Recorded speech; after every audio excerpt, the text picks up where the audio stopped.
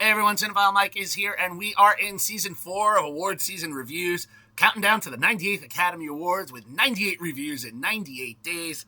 Quick reminder before I dive in, if you want to make sure you see all these reviews, you know what you got to do. Click that subscribe button. Today we are wrapping our 5th theme week, the rest of the Golden Globes, mostly. This week we have covered 7 films competing for the gold tonight. And to wrap up this week, I am looking at A24's Marty Supreme. Co-written by the film's director Josh Safdie and Ronald Bronstein, Marty Supreme was the surprise premiere at the New York Film Festival back in September of 2025 before opening on Christmas last year. Set in the early 1950s of New York City, Marty Supreme follows Marty Mauser, played by Timothée Chalamet, a fast-talking shoe salesman with big dreams and even bigger flaws. While working at his Uncle Murray's, played by Larry Ratso Sloman's, Lower East Side shop, Marty also competes professionally as a table tennis player, convinced that winning the British Open will finally bring legitimacy to the sport in America. He even convinces his friend Dion, played by Luke Manley, and his father, to create a line of colored table tennis balls that will change the industry.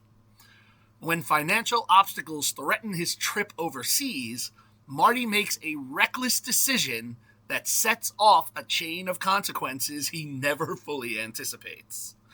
In London, Marty's ambition clashes with reality as he navigates tournament losses, indulgent distractions, and a growing web of deceit and lies. His encounters with wealthy patrons, former actress Kay Stone, played by Gwyneth Paltrow, and international players such as Kodo Endo, played by Koto Kawaguchi, briefly elevate his status, but his refusal to compromise his pride costs him critical opportunities. Now, as his career veers off course, Marty drifts through exhibition matches, half schemes, and fleeting moments of success, always chasing the next angle that might get him back to the top. Back in New York, Marty's personal life collapses alongside his personal one. Romantic entanglements with the likes of Odessa A'zian's Rachel, criminal fallout alongside friends like his hustling partner Wally, played by Tyler Okanma, and mounting debts push him further into desperation.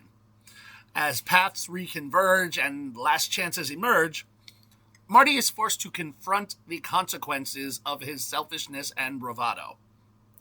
The film ultimately traces a chaotic journey defined by ambition, ego, and the cost of always betting on yourself.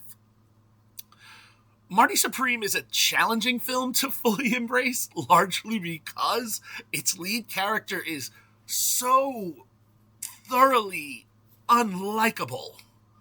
Marty Mauser is selfish, manipulative, and frequently cruel, a true sociopath, a man whose ambition consistently overrides any sense of responsibility or empathy. Over the course of the film's 2.5-hour runtime, it makes him an exhausting and yet still fascinating figure to follow. And what makes that experience, worthy and keeps it from collapsing is Chalamet's performance. His swagger, restless energy, and carefully calibrated charm inject just enough humanity into Marty to make him watchable, even as the film never asks us to excuse his behavior.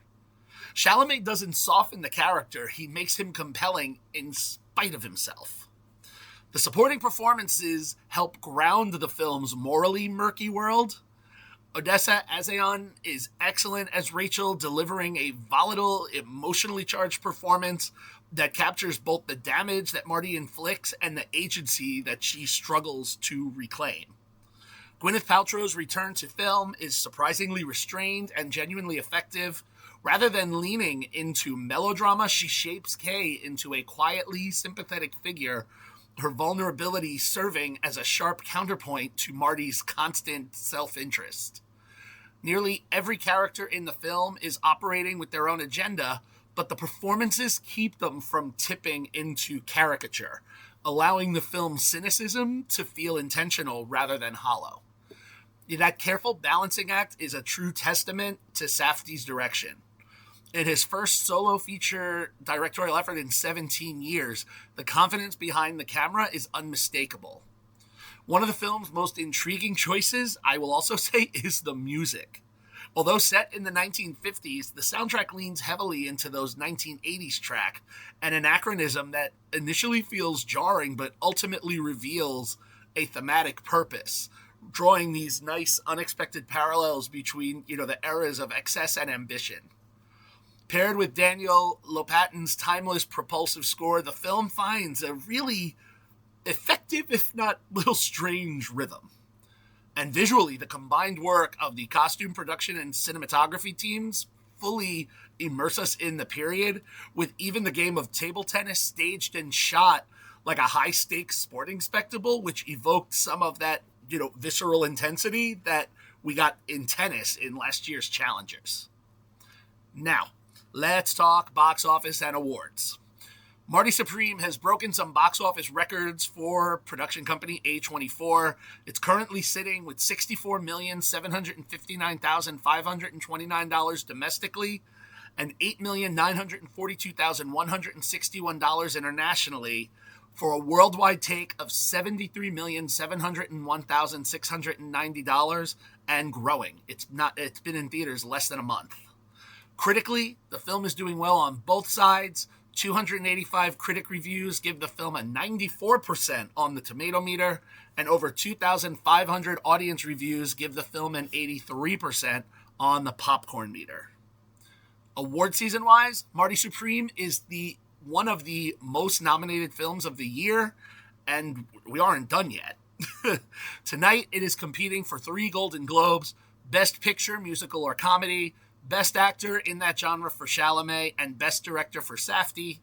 Last week, Chalamet surprised with a win at the Critics' Choice, which also nominated the film for Picture, Director, Casting and Ensemble, Original Screenplay, Best Score, Editing, and Production Design.